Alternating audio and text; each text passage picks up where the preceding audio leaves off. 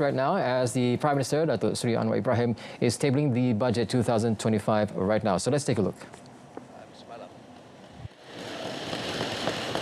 Bagi saya petanda meningkatnya muafakat dan juga pengiktirafan kepada hak wanita, pengiktirafan juga kepada hak kanak-kanak. Mudah-mudahan semangat ini terus dalam menyokong belanjawan ini. Tuan Yang di-Pertua, saya mohon mencadangkan supaya rang undang-undang bernama suatu akta menggunakan sejumlah wang daripada kumpulan wang disatukan untuk perkhidmatan bagi tahun 2025 dan bagi memperuntukkan jumlah wang itu untuk perkhidmatan bagi tahun itu dibaca bagi kali kedua sekarang.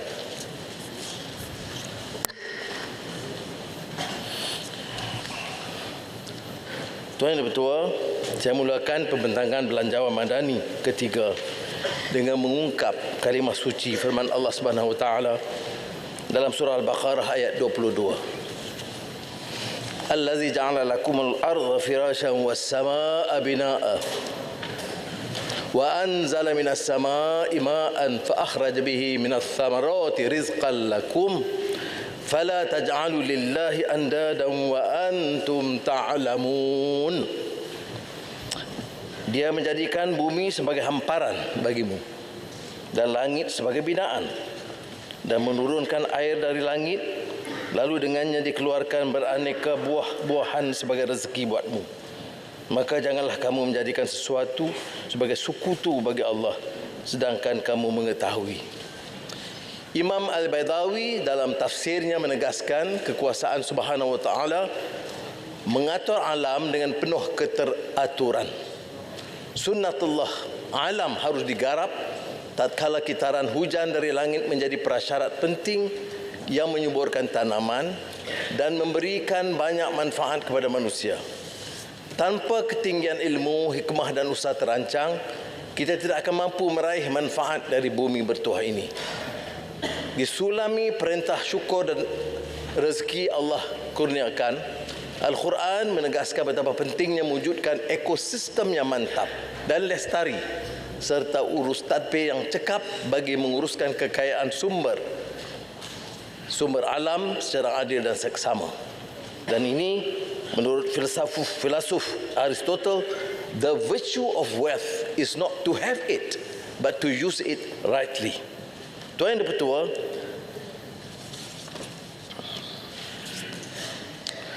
belanjawan madani ketiga 2025 tercerna dari usaha gigih para perencana setelah mengambil kira tantangan serta ketidaktentuan global yang semakin mengganas.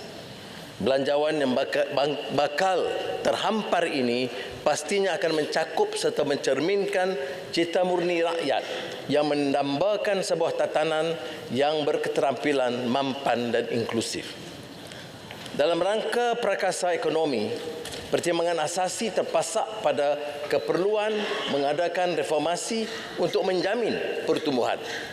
Pertimbangan dunia sekarang membicarakan pertumbuhan yang rancak tetapi tidak terlepas dari usaha merungkai permasalahan kesenjangan yang membengkak dan kemiskinan yang melebar. Justru itu, kerangka pokok adalah untuk memacu pertumbuhan yang segar, mengambil kira perkembangan dan cabang pembelajaran yang baru serta tuntutan zaman, tetapi tidak terlepas dari tonggak utama, iaitu menjamin keselesaan rakyat melalui pendidikan dan kesihatan. Itulah juga yang menjadi sebahagian besar dari kerangka ekonomi madani, memperkasa rakyat yang telah kita luncurkan dan bertekad serta beriltizam untuk meneruskan agenda reformasi. Merangka kebijaksanaan dan kebijakan ekonomi termasuk belanjawan seringkali tertumpu pada pandangan para elit, pengurus ekonomi, cerdik pandai dan dialog dengan pengusaha, industri dan perwakilan serta peniaga kecil. Namun tidak dimungkiri kenyataan bahawa banyak pelajaran yang saya perolehi dari kunjungan ke akar umbi. Kunjungan menemui rakyat di akar umbi mengesankan, malah membantu kita memahami masalah rakyat dan merangka belanjawan pada tahun ini. Kita menyaksikan sendiri permasalahan rakyat akibat hakisan banjir, pendidikan, kesihatan, dampak sosial. Permasalahan ini ketara jika ditelusuri adalah mikrokosm permasalahan yang lebih luas. Walhasil, selain dari prakasa ekonomi makro yang diolah oleh belanjawan, persoalan kritis ialah bagaimana dasar yang mantap, kerangka yang canggih akan menjamin manfaat langsung kepada rakyat.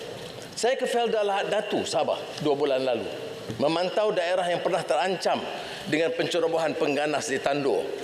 Segar kembali kisah insiden tersebut, pengorbanan prajurit, dukungan dan kesabaran rakyat, dan prajurit yang terkorban itu ada dari Semenanjung, dan yang di Semenanjung yang pernah terkorban ada dari Sabah dan Sarawak. Saya hadapi permasalahan yang berbangkit di Tambisan kerana tuntutan hak tanah adat. Saya lihat keperluan menambah kemudahan sekolah kebangsaan di sana. Saya juga berkunjung ke Pasar Siti Khadijah, Kota Baru, Kelantan. Melihat sendiri keadaan pasar yang daif dan uzur. Dan beberapa masalah asas seperti bumbung, tandas, bekalan elektrik dan air yang terus menghimpit warga dan peniaga. Selain daripada ancaman masalah banjir. Namun semangat mereka luar biasa kuat, cekal. Dan inilah satu-satu peniaga di pasar yang puluhan yang saya lawati yang menyatakan bahawa mereka rasa selesa bekerja dan mohon tentunya kalau ada bantuan, tetapi rasa lebih selesa kerana harga barangan yang mereka beli dari Thailand itu jauh lebih murah. Ini salah satunya pasar yang beritahu saya mereka berpuas hati kerana barang yang mereka peroleh murah dan dijual dengan harga lebih murah ketimbang kota-kota lain. Sebab itu saya segera mengumumkan peruntukan 5.5 juta ringgit bagi menambah baik pasar ikonik tersebut dan mendapat kerjasama daripada kerajaan negeri. Lawatan saya ke Kapit, Sarawak, Alex, meninjau kemajuan beberapa projek pembangunan termasuk IPD Kapit dan jalan yang telah kita luluskan dan telah mula dikerjakan. Kapit merupakan daerah yang terpencil dan miskin. Namun saya terharu saat disapa oleh seorang ibu dari desa berlari berhampiran hadir hanya untuk menghadiahkan sehelai vest yang dibuat sendiri dari manik dan tenunan sendiri. Ketua Masyarakat Iban menyerahkan pakaian tradisional yang segak dan sungguh mengesankan bagi saya dan mengagumkan Azizah. Ternyata semangat segulai sejalai begitu mengakar dan menjalar hingga ke akar umbi. Di akhir acara saya berkunjung ke rumah panjang Robert, Nangga Sebatu untuk ketemu pemimpin tuan rumah selain masyarakat setempat. Dan ditambah lagi kerana saya lihat sendiri hakisan sungai yang dibuat permohonan berapa lama tetapi mereka rasa terdesak kerana hakisan itu menghampiri rumah panjang mereka. Maka saya luluskan segera 2 juta ringgit untuk kerja-kerja menangani masalah hakisan tersebut. Jadi musibat banjir lazimnya turut memusnahkan tanaman. Malah yang paling terkesan dalam semua hadapi masalah banjir ialah golongan miskin kerana mereka selalu duduk tinggal di pinggir sungai. Maka tak kala saya ke Alostar berunding dengan badan-badan agensi kerajaan persekutuan dan jabatan dan kerajaan negeri, saya setuju untuk meluluskan 13 juta ringgit untuk perbaiki infrastruktur, kemudahan sekolah dan bantuan kepada rakyat dan pesawah yang terkesan. Jadi yang nak saya sampaikan yang betul adalah memanai ekonomi madani adalah meneruskan dasar-dasar yang diluncurkan. Tapi khusus maksud menyusul sebagai ikhtiar mengemudi Malaysia ke landasan tepat dan gagah. Tidak mungkin kita dapat hulurkan bantuan begitu banyak kalau tidak dapat kita pacu pertumbuhan dengan lebih segar lagi. Tetapi tidak boleh melepaskan tanggungjawab kita melihat permasalahan kemiskinan dan kesenjangan. Dan ini umpamanya yang berhormat dia maklum pemenang hadiah Nobel terbaru bagi ekonomi, Daron Acemoglu, Simon Johnson dan James Robinson, itu telah menekankan keperluan ekonomi negara melihat kepada permasalahan pokok, termasuk apa yang pernah dilontarkan oleh Thomas Piketty 1 abad yang lalu mengenai kesenjangan yang membengkak. Mereka mengusulkan reformasi sistem ekonomi agar membasmi kemiskinan dan mengurangkan kesenjangan. Dan ini bukan perkara baru. Sebab itu kita perlu kesepakatan semua pihak untuk terima kenyataan. Dari negarawan Rom sendiri, Cicero, Marcus Tullius Cicero menyatakan, prosperity demands of us more prudence and moderation than adversity. Jadi menyemangati maksud tersebut, kita mesti berhemah dalam soal perbelanjaan dan memahami keperluan pengurusan dan lebih bertanggungjawab. Yang dipertua, Malaysia berada di persimpangan. Ekonomi dunia berdepan dengan cabaran yang terus mengasak tanpa henti. Tapi dasar dan kebijakan yang telah kita gerakkan dapat menarik pelaburan besar dan strategik dan menjamin kemakmuran jangka panjang. Saat mengambil alih tampuk pemerintahan negara, Kerajaan Madani menetapkan satu hala tuju yang jelas, bahawa keterlanjuran tidak boleh diteruskan dan dipertahankan. Prinsip tata kelola yang baik, good governance, mesti terus mengakar dan disemarakkan. Maka ini yang dibentang dan dihamparkan hari ini bukan hanya belanjawan Kementerian Keuangan atau kerajaan semata, tetapi adalah belanjawan rakyat dan negara Malaysia. Justru saya ingin merangkul seluruh kekuatan rakyat. Negara harus dikenali dengan contoh tata kelola yang baik, dengan nilai dan tidak menggunakan kuasa untuk menjaga lingkungan. Maka dengan penuh tawaduk, saya bentangkan belanjawan ini agar dihadam maksud dan manfaatnya buat rakyat dan negara. Meskipun ekonomi dunia serba galau, hiruk pikuk geopolitik tidak berkesudahan, kedudukan ekonomi negara kalis tantangan dan terus mengukuh. Pertumbuhan ekonomi suku kedua 2024 mencapai 5.9% ketimbang 4.2% suku pertama. Pengangguran setakat Ogos 2024 menurun kepada 3.2%, kadar terendah sejak Januari 2020. Inflasi Ogos 2024 turun 1.9% setelah 3 bulan berturut-turut berada pada paras 2%. Namun, yang dipertua, kita tidak berganjak dalam usaha meredakan kenaikan kos sara hidup yang membebankan rakyat.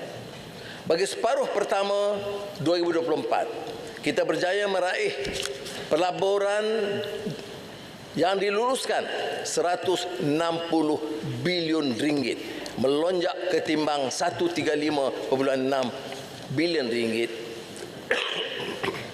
pada period sebelumnya. Saya ucap tahniah kepada semua rakan-rakan Jemaah Menteri dan pegawai-pegawai dalam dan di luar negara yang bekerja bertungkus lumus membantu mengangkat martabat ekonomi negara.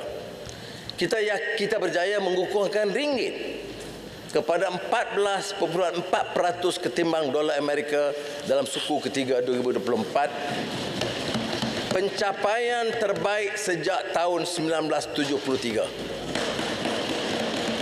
Nilai pasaran equity domestik mencecah angka tertinggi melepasi 2 trilion ringgit, selain indeks bursa FBM KLCI kembali melepasi 1,600 mata.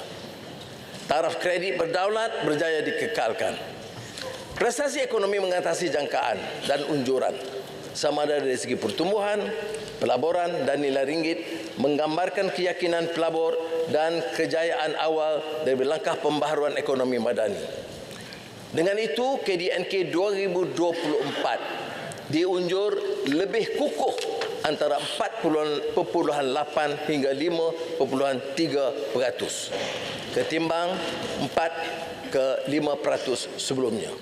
Tahun depan kita yakin ekonomi berkembang, insya-Allah kukuh antara 4.5 hingga 5.5%. Didukung langkah strategi belanjawan madani ketiga 2025. Tidak dimungkiri kenyataan bahawa kejayaan ini selain dari perkembangan serantau dan dasar fiskal.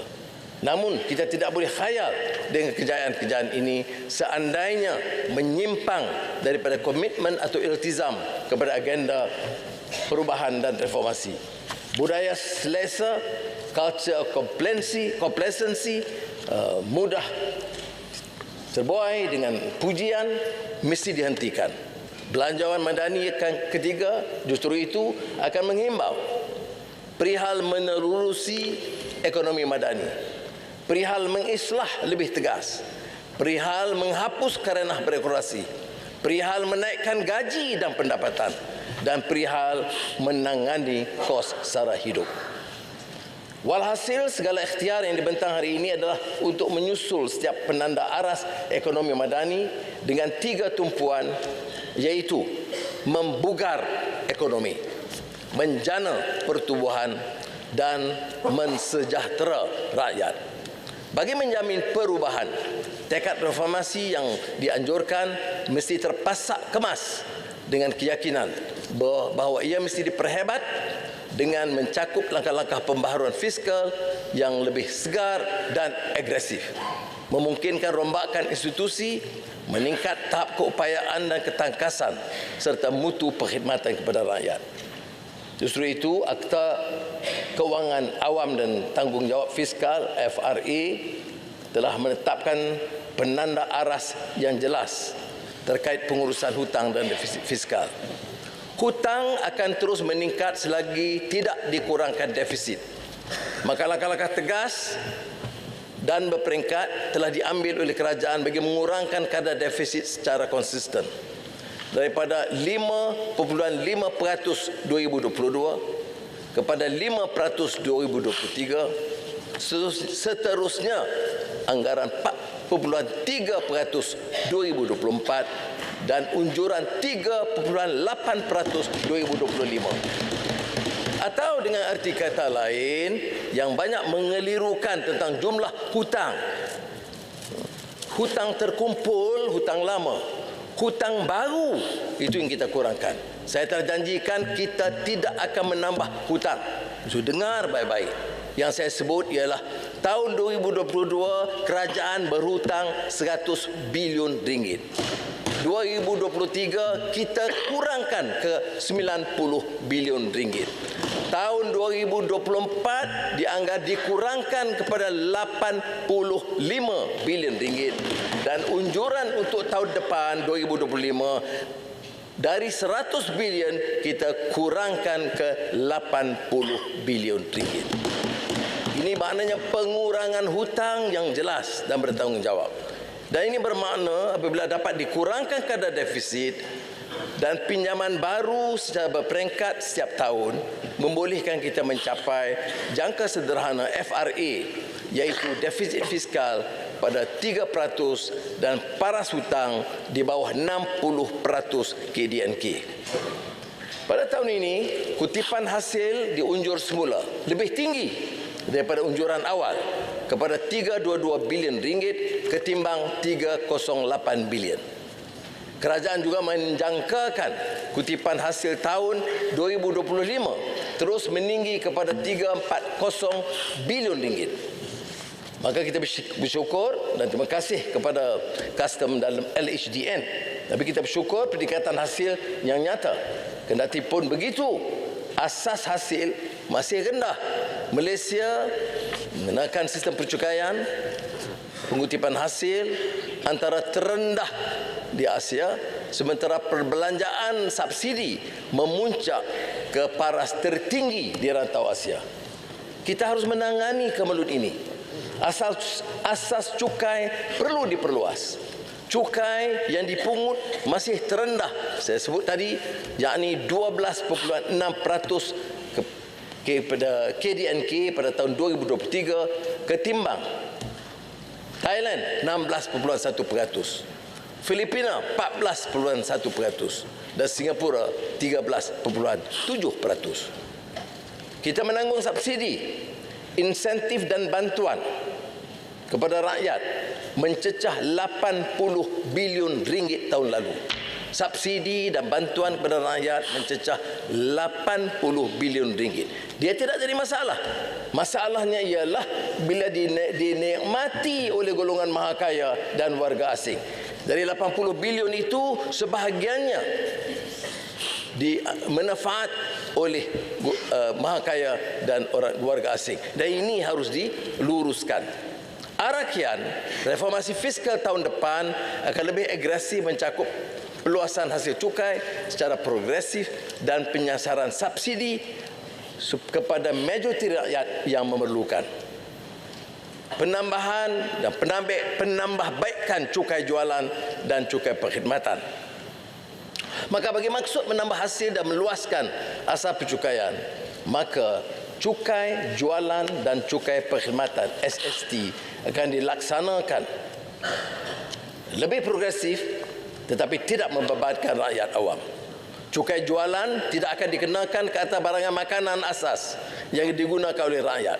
Cukai jualan akan dikenakan ke atas barangan bukan keperluan asas seperti barang premium yang diimport, ikan salmon, avocado yang ramai yang bawa 14 sini belah sana makan.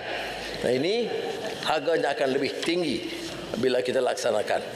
Skop cukai perkhidmatan akan diperluaskan meliputi perkhidmatan komersial antara perniagaan seperti perkhidmatan kewangan berasaskan fee. Bagi memastikan kelangsungan perniagaan, kerajaan akan melaksanakan sesi libat urus dengan semua pihak berkepentingan dan industri berkaitan sebelum mengtamatkan skop peluasan dan kadar cukai yang dikenakan. Peluasan skop SST secara progresif akan dilaksanakan berkuat kuasa 1 Mei 2025. Sebahagian hasil akan dimanfaatkan untuk menambah baik bantuan tunai kepada rakyat terbanyak selain meningkatkan kualiti perkhidmatan pendidikan dan kesihatan. Kerajaan juga bercadang meluaskan asas cukai secara progresif dengan memperkenalkan cukai dividen kepada 2% ke atas pendapatan dividen melebihi RM100,000 yang diterima oleh pemegang saham individu bermula tahun taksiran 2025. Ini kalau diambil perkiraan, dikirakan seseorang memperolehi dalam saham RM2 juta. Kalau ada RM2 juta, bayarlah cukai sedikit supaya diagihkan kepada rakyat.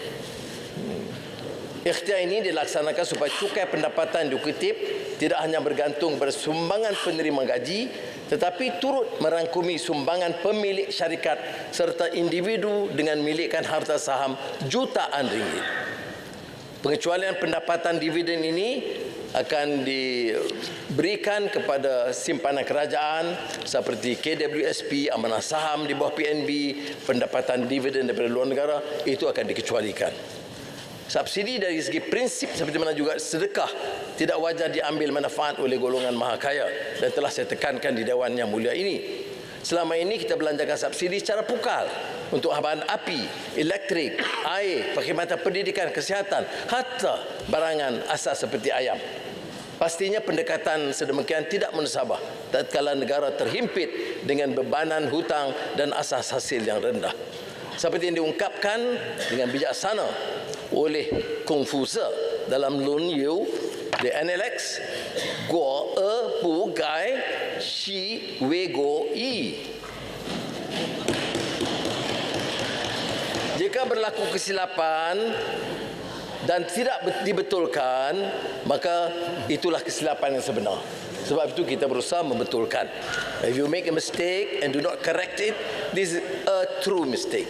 Dan kesilapan fatal inilah menurut Confucius yang telah menjerumuskan kita ke perangkap putaran ganas.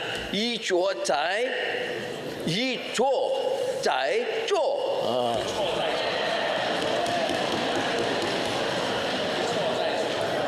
Yang Cina faham, iaitu mengulangi kegagalan yang sama berulang kali. Justru kerajaan perlu akur dan mengambil pendekatan menyasarkan subsidi. Jadi nak perkenalkan penyasaran subsidi, kita ambil dari Quran, daripada Confucius, daripada Tirukkural, barulah aman sedikit. Langkah ini akan membawa penjimatan bermakna yang boleh dibelanjakan untuk kepentingan lain. Ya, umpamanya bila kita laksanakan penyasaran subsidi elektrik, tarif air, harga ayam, subsidi diesel, itu kini diterima lebih baik. Tapi subsidi tarif air tidak menjadi masalah kerana semua negeri setuju dan semua negeri laksanakan. Maka tidak harus ditimbul sebarang kemusykilan dalam pendekatan ini kerana kerajaan akan pertahankan kepentingan rakyat terbajak. Setiap penyasaran subsidi adalah untuk membetulkan ketempangan amalan subsidi pukal yang memberi manfaat kepada kelompok elit mahakaya dan warga asing. Maka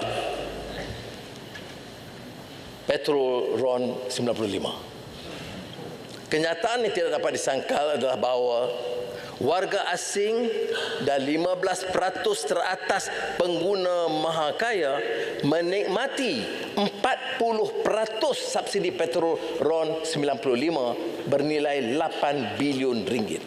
8 bilion ringgit itu subsidi kerajaan dari orang yang mengutip cukai kepada golongan mahakaya dan warga asing.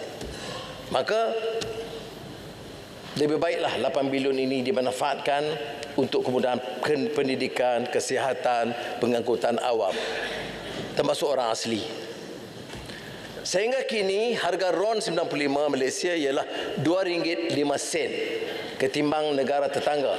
Thailand RM5.85, Indonesia RM3.38, Singapura RM9.02, Arab Saudi RM2.66. Harga yang rendah menyebabkan kerajaan menanggung jumlah subsidi RON 95 tahun 2023 mencecah 20 bilion ringgit. Namun kerajaan komited untuk mengekalkan subsidi. Kerajaan akan mengekalkan subsidi untuk majoriti rakyat. Seperti penyasaran subsidi elektrik. Maknanya 85% rakyat tidak terkesan dengan perubahan penyasaran subsidi RON 95. Dan bagi mengelakkan kekeliruan, saya tegaskan sekali lagi bahawa tanggungan subsidi masih diteruskan bagi 85% rakyat. Kerajaan akan hanya oleh itu untuk 85% kerajaan terpaksa menanggung subsidi dianggar berjumlah 12 bilion ringgit untuk 85%. Dari 8 bilion ringgit yang boleh diselamatkan itu adalah dari golongan mahakaya dan warga asing. Dan saya harap di Dewan ini tidak ada yang mewakili mahakaya dan warga asing. Kerajaan bercadang untuk melaksanakan penyaluran subsidi RON 95 pada pertengahan tahun 2025. Penjimatan, saya tegaskan, penjimatan ini akan menjamin faedah di bidang pendidikan, kesihatan dan kebajikan rakyat. Matlamat asal penubuhan sekolah asrama penuh adalah untuk membantu murid cemerlang dan juga dari keluarga susah, termasuk dari pendalaman dan miskin bandar. Subsidi bagi seorang murid sekolah berasrama penuh mencecah RM15,000 setahun. Namun, berdasarkan angka terkini, 30% murid dari keluarga pendapatan tinggi mendapat manfaat. Begitu juga di peringkat pendidikan tinggi. Purata yuran pengajian setahun yang dibayar penuntut sarjana muda farmasi RM3,000. Padahal kos sebenarnya RM30,000. Subsidi diberikan kepada semua tanpa mengira pendapatan keluarga. Jadi kita bercadang untuk kenakan sedikit kenaikan yuran, tidak kepada 85%, tidak pada B40, tidak pada M40, tidak T5 yang di atas, cuma T15 yang teratas saja yang akan dikenakan kenaikan yuran. Maknanya di sekolah asrama penuh atau sekolah menengah sains, sekolah dan universiti awam, kita kenakan sedikit kenaikan untuk SBP dan IPTA bagi golongan yang masuk kategori 15%. Dan daripada dana itu boleh digunakan untuk membantu rakyat atau pelajar dan mahasiswa dalam kategori M40 dan B40. Nah, penyasaran subsidi ini juga akan dikenakan di hospital-hospital kesihatan awam. Kerana sekarang ini mereka dilayan sama. Masuk hospital bayar RM1 walaupun pendapatan dia RM100,000 sebulan atau pendapatan mencecah jutaan ringgit. Jadi sepatutnya mereka dikenakan sedikit tambahan perkhidmatan, dana perkhidmatan supaya dapat ditambah tabung pemerintah dan Kementerian Kesihatan dan diagihkan kepada pesakit-pesakit miskin. Sejak 2022 hingga September 2024, Kementerian Perdagangan Dalam Negeri dan Kos Sara Hidup dan Jabatan Kastam menumpaskan sindiket penyeludupan hasil yang mencecah hampir RM2 bilion yang telah diselamatkan.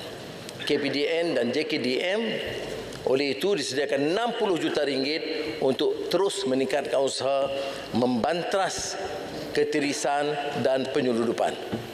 Setakat September 2024, Suruhanjaya Persaingan Malaysia MyCC berjaya memecahkan tembok penguasaan kartel dan penipuan bidar melibatkan jumlah penalti dikenakan hampir RM600 juta melibatkan 350 syarikat. Oleh itu, MyCC akan disediakan tambahan 27 juta untuk terus memerangi tembok penguasaan kartel dalam sistem ekonomi negara kita. Kerajaan terus mengekalkan belanjawan mengembang meskipun bertekad mengurangkan defisit fiskal secara berperingkat. Anggaran belanjawan 2025 adalah tertinggi yang pernah diumumkan. RM421 bilion, iaitu RM335 bilion belanja mengurus, RM86 bilion belanja pembangunan. Ini tidak termasuk RM2 bilion simpanan luar jangka dan juga projek pembangunan awam swasta PFI bernilai RM9 bilion, termasuk GLIC. Syarikat-syarikat ini dimiliki oleh kerajaan menambah dari segi peruntukan pembangunan RM25 bilion. Maknanya keseluruhan pelaburan awam untuk pembangunan tahun 2025 akan meningkat tinggi ke RM120 bilion dan tertinggi dalam sejarah mutakhir kita.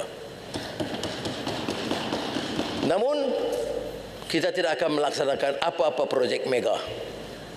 Pembangunan negara harus menumpukan kepada infrastruktur, prasarana dan projek kepentingan rakyat dan menyokong kawasan perindustrian mengikut keutamaan negeri. Dan saya akan kepilkan dengan izin Yang di-Pertua, senarai mengikut negeri. Tiap negeri tanpa kecuali diberikan tempat dan juga peruntukan supaya dapat meningkatkan pelaburan. Kerajaan Madani menunaikan kesepakatan pemimpin terdahulu terkait Perjanjian Malaysia 1963. Maka tidak harus dipetikai sebab Sabah Sarawak diberi perhatian khusus. Kerana pertama, jurang pembangunan antara negeri perlu dirapatkan, khususnya melibatkan prasarana asas seperti jalan raya, elektrik dan air bersih. Oleh itu, peruntukan pembangunan Sabah dan Sarawak terus diberi keutamaan dan adalah tertinggi antara negeri, iaitu masing-masing RM6.7 bilion dan RM5.9 bilion.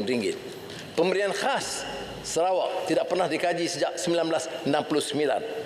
Di bawah Madani, tahun ini kita telah menaikkan kepada RM300 juta ketimbang RM16 juta sebelumnya. RM125.6 juta di Sabah.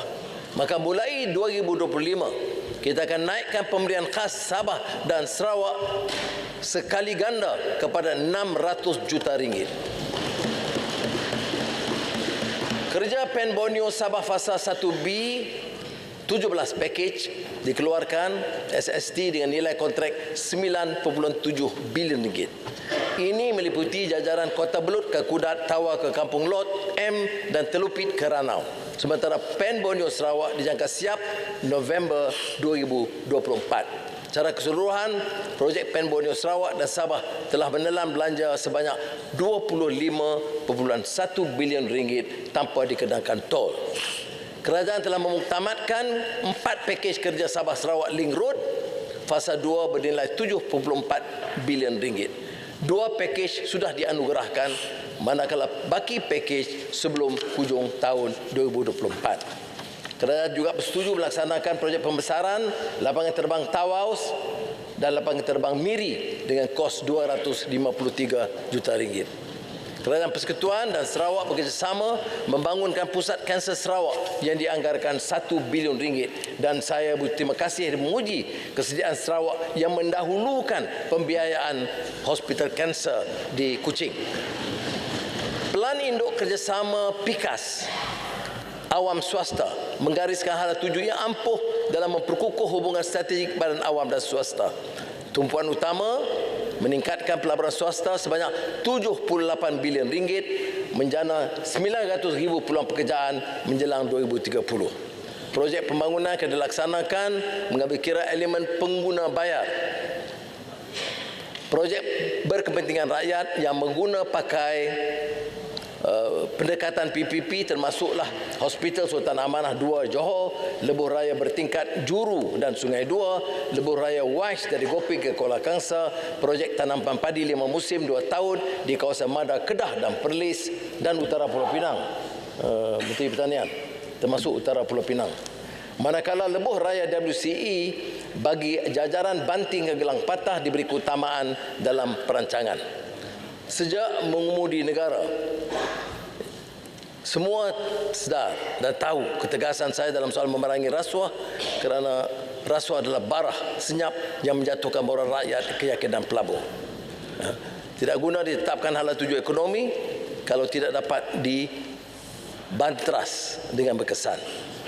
Oleh itu, masa depan, kalau untuk menjamin masa depan negara, kita harus beri kekuatan tambahan kepada SPRM untuk meningkatkan ikhtiar mereka untuk memerangi rasuah. SPRM menyiasat dan mengambil tindakan tegas bagi mengheret pesalah ke muka pengadilan.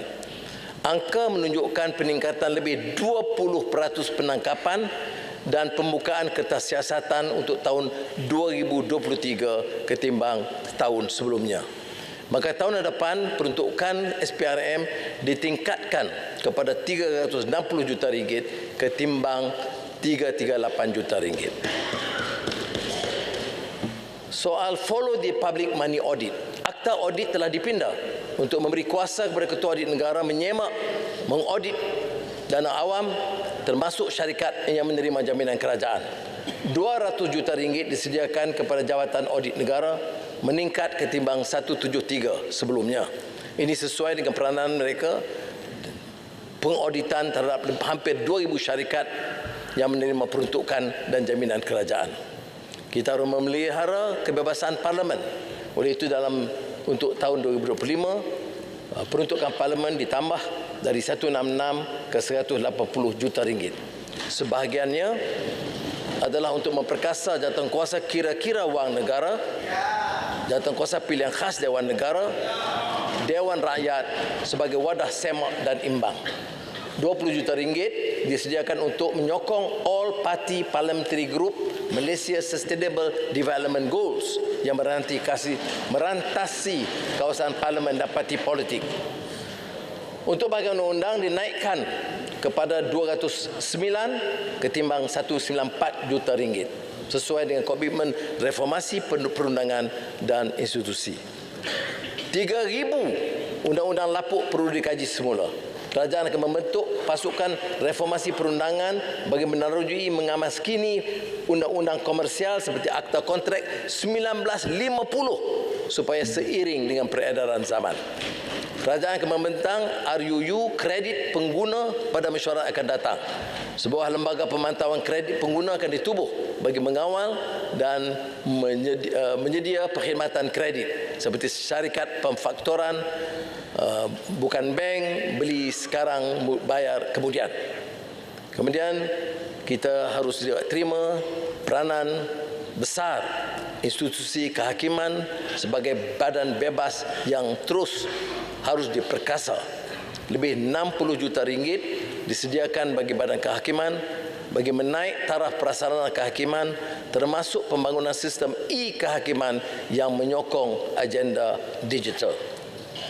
Entiti kerajaan dengan peranan hampir sama telah dipusatkan bagi memastikan mandat penubuhan ditunaikan dengan lebih efektif. Ini termasuk Perbadanan Invest KL dan MIDA disatukan. Razak School of Government dan Intan juga disatukan. Perbadanan Pembangunan Halal dan Perbadanan Pembangunan Perdagangan Luar Malaysia Madrid disatukan. MAFCOM dan pihak berkuasa penerbangan awam Malaysia digabungkan. Ini dapat menjimatkan belanja dan menjamin suatu peranan yang lebih efisien dan membantu dari segi pengurusan yang teratur. Terkait tata kelola Badan Berkanun Persekutuan BPP, garis panduan pengurusan dan tata kelola BPP disediakan bagi tujuan penubuhan dan tidak tersasar daripada tujuan asal. Pejabat Penyelaras Rasionalisasi BPP ditubuhkan untuk menelusuri semula hala 7 BPP, keupayaan kewangan serta pertindihan peranan. Sekitar 544 entiti di bawah ekosistem BPP terlibat dan terus diperluas merangkumi syarikat berhad menurut jaminan CLBG. Kita bertekad melaksanakan reformasi perkhidmatan awam, tata kelola yang baik, dan undang-undang iltizam kecekapan pentadbiran awam akan diubah meliputi 3 anjakan besar: mengurangkan birokrasi, mempercepatkan proses dan meningkatkan kecekapan perkhidmatan. Pasukan khas, petugas khas reformasi agensi STAR diterajui oleh KSN bertanggungjawab menyelaras isu-isu kepentingan rakyat seperti sekolah dan klinik daif, kesesakan di hospital dan kaunter immigration dan kelancaran urusan perniagaan. 20 juta ringgit disediakan untuk STAR untuk bekerjasama dengan Perbadanan Produktiviti Malaysia MPC untuk melaksanakan ikhtiar reformasi kerana birokrasi. Ini termasuk mengkaji peraturan yang boleh memendekkan proses kelulusan peniaga dan rakyat. Kita mengakui dengan sistem baru dan pengiktirafan kerajaan berikan dan perubahan positif sebahagian besar pejabat awam yang dedikasi dalam menjalankan tugas. Sebab itu, kita nak noktahkan permasalahan ini. Iltizam kita supaya tiada lagi keperluan beratur panjang di pejabat kerajaan. Proses permohonan diselesaikan secara dalam talian dan tujuan rakyat ke pejabat kerajaan hanya untuk mengambil dokumen yang dilulus atau diperbarui. Walaupun kerajaan telah menyediakan pelbagai bentuk bantuan membantu rakyat, ada kalanya yang merumitkan kerana yang terpaksa menunggu, memohon pelbagai kementerian dan agensi dan kriteria yang berbeza. Kerajaan bersetuju membentuk saluran berpusat di UTC bagi membantu rakyat memohon bantuan merentasi pelbagai agensi. Urusan kerajaan melibatkan perniagaan juga dinilai semula. Ini juga yang merumitkan. Mengapa perlu dibebankan syarikat dengan terpaksa mendaftar secara berasingan, sekali dengan KWSP, kemudian dengan Perkeso, kemudian dengan HRD Corp, padahal maklumat pekerja adalah sama. Sebaiknya pendaftaran syarikat dapat disekalikan dan kita akan menelusuri hal tersebut. Begitu juga perkhidmatan kaunter yang harus diperbaiki, yang telah dimulakan oleh JPJ yang menambah 1 jam waktu operasi di kaunter, UTC di seberang Perai, Pulau Pinang, dan dibekalkan dengan sistem penggiliran supaya rakyat mendapat nombor giliran secara dalam talian, tak perlu menunggu berjam-jam. Kemudian ikhtiar kios sentuhan madani dilaksanakan supaya dapat menjamin pelaksanaan kelulusan yang lebih pantas. Begitu juga perkhidmatan bergerak dengan peruntukan 100 juta ringgit Maknanya kemudahan itu terus ke desa dan kawasan pedalaman untuk memudahkan pendaftaran dan kerja oleh rakyat yang terkesan. Dari perkhidmatan komuniti bergerak ini lebih banyak di Sabah Sarawak, ke Kampung Pengaraan Sabah, Pulau Bruit di Sarawak, kemudian klinik bergerak oleh Hospital Pengajar Universiti, rawatan saringan mamogram oleh Pusat Perubatan Universiti Melaya, dan yang menarik ialah Sejati Madani, bahawa setiap pendesaan, miskin bandar, kampung pedalaman, rumah panjang diberi peruntukan di antara RM50,000 hingga RM100,000. Ini anjakan bagi memperkasa akar umbi, biar mereka putuskan sendiri keperluan projek dan mengikut keutamaan mereka. Dan kita beri keyakinan dan peranan jabatan hanya memantau dan memberi galakan. Sejati Madani setakat ini telah membenih lebih 6,400 kegiatan ekonomi pendesaan. Saya tertarik bila ke Kampung Tebuk Haji Dolah, Selinsing, Perak. Dia membeli dari dana itu 3 drone. Saya, orang Indonesia bilang, kaget, terkejut. Buat apa orang kampung ini beli drone? Rupanya kecekalan mereka, kepintaran mereka mengatasi kadang-kadang pandangan-pandangan pegawai-pegawai yang berpengalaman. Mereka mengatakan kalau dengan drone kita boleh membaja, meracun 600 ekar sawah dan boleh memberi pinjaman, sewaan kepada syarikat-syarikat berdekatan. Jadi menyimbatkan masa dan memberi keuntungan. Ada di Kampung Kuala Bibang, Sempurna, membangunkan teknologi pengeringan hasil laut yang memendekkan masa proses kepada 3 jam ketimbang 3 hari secara tradisional. Hasil RM25,000 sebulan.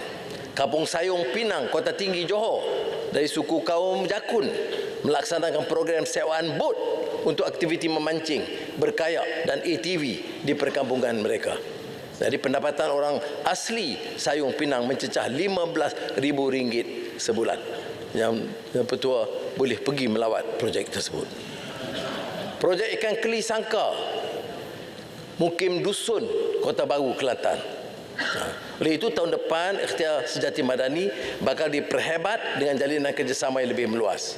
Lebih banyak pengurusan tertinggi jabatan akan dilibatkan untuk mengetuai ikhtiar Kampung Angkat Madani, universiti dan institusi Tibet juga akan dilibatkan bagi memberi khidmat dan peringkat komuniti.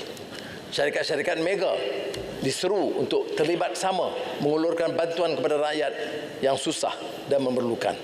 RM1 bilion disediakan untuk ikhtiar Sejati Madani. Ini termasuk RM600 juta untuk merancakkan ekonomi pendesaan di kampung, bandar dan kawasan orang asli. RM200 juta bagi memperluas Kampung Angkat Madani di 200 kampung. RM100 juta untuk Universiti Awam, TVET, college, menyantuni rakyat, memperbaiki rumah dan memberikan khidmat. RM100 juta untuk memperkasa komuniti PPR seluruh negara. Jadi saya menerima baik tawaran syarikat sawit utama seperti KLK, IOIs, SD Guthrie, TH Plantations, United Plantations baru-baru ini, kerana mereka telah memutuskan untuk mengambil pekebun kecil sawit di sekitar estet-estet besar, menjamin benih terbaik, baja terbaik dan hasil akan dijual kepada mereka dengan harga yang lebih tinggi. Itu jaminan mereka dan kita akan pantau pelaksanaannya, dan saya anggap ini suatu ikhtiar yang sangat membanggakan, dan kita ucap terima kasih kepada syarikat kelapa sawit besar yang catat keuntungan tapi menunjukkan keprihatinan kepada nasib pekebun-pekebun kecil di sekitarnya. Acap kali berlaku juga, walaupun kita tegas dan keras, kadang-kadang ada juga keterlanjuran, sama ada melibatkan jabatan, agensi dan syarikat kerajaan. Dana yang dibelanjakan itu adalah dana rakyat dan kita pegang amanah.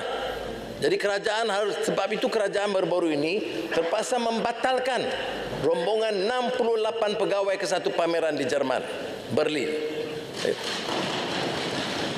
Walaupun nilainya mungkin dianggap kecil, tapi kita nak berikan satu message bahawa reform ini, tata kelola dan pengurusan harus diambil kira sebagai suatu pendekatan yang serius dan kita tidak akan mudah bertolak ansur. Dan saya harap dengan kerjasama Jemaah Menteri, mana-mana syarikat atau agensi di bawah kerajaan negeri, bawah menteri-menteri berkenaan harus mendapat laporan sepenuhnya terhadap apa-apa yang dianggap tindakan yang dianggap keterlanjuran sedemikian. Yang betul, kita ada hadapi ruang bangunan puluh tahun itu yang kosong, sama ada oleh kerajaan, GLIX dan GLC. Kita dah putuskan bahawa semua bangunan-bangunan kosong ini dibangunkan dan disesuaikan apakah perlu untuk prasekolah, untuk taska, untuk pusat latihan kemahiran, untuk TVET, dan jangan dibiarkan kosong. Jadi dengan cara ini kos boleh dikurangkan dan pembaziran akibat bangunan yang kekal kosong puluh tahun dan bertahun-tahun ini akan dapat diatasi.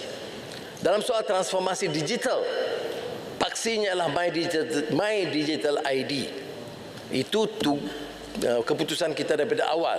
My Digital ID sebagai aplikasi tunggal kerajaan yang mengusahkan semua agensi yang meliputi antaranya PADU, JPJ, LHDN.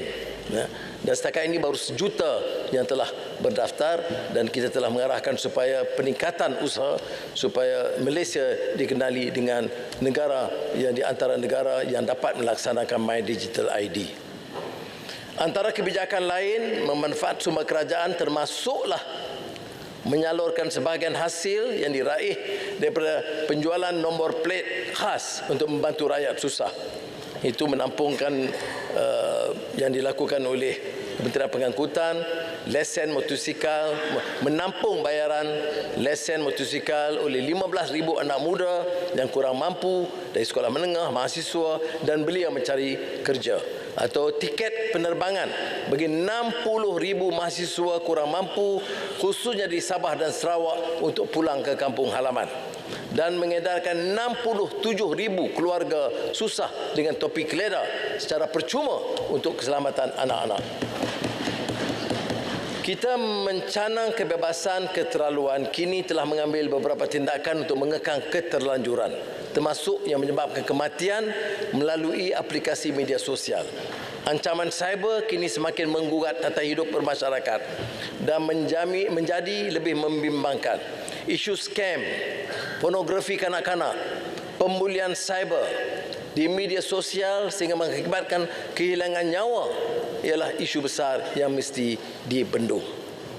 Transaksi mencurigakan lebih 380 juta ringgit berjaya disekat dalam membendung kes scam di Malaysia. Kendati pun begitu, isu scam masih dilihat parah dengan kes yang kian meningkat. Peranan Pusat Respons Penipuan Kebangsaan terus diperhebat dengan peruntukan 20 juta ringgit. Portal fraud kebangsaan telah diluncurkan sebagai ikhtiar memerangi penipuan dalam talian. Portal ini mempermudah pengesanan transaksi mencurigakan secara automatik. Baru nak tuang.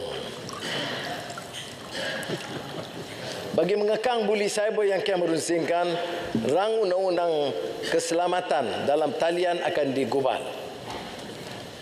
Dan mudah-mudahan ini akan dapat membantu mengawal skam dan salah guna. Izin.